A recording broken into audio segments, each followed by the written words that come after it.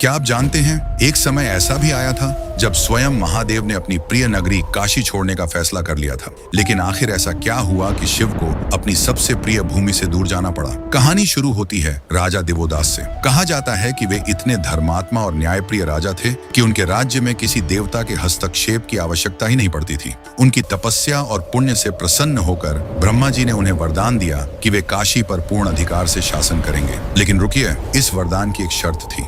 जब तक दिवोदास काशी में रहेंगे तब तक कोई भी देवता वहां निवास नहीं कर सकता था। और यही कारण था कि स्वयं भगवान शिव को भी अपनी प्रिय काशी छोड़नी पड़ी।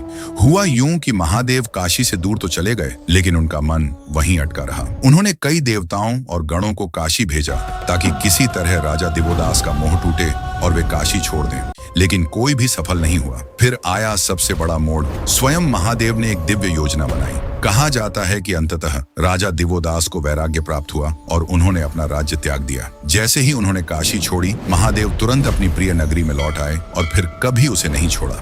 इसीलिए आज भी काशी को महादेव की नगरी कहा जाता है। मान्यता है कि यहाँ मृत्यु भी मोक्ष का द्वार बन जाती है, क्योंकि स्वयं शिव अपने भक्तों का मार्गदर्शन करते हैं। अगर आप भी बाबा विश्वनाथ की महिमा में विश्वास रखते हैं तो कमेंट में हर हर महादेव जरूर लिखें।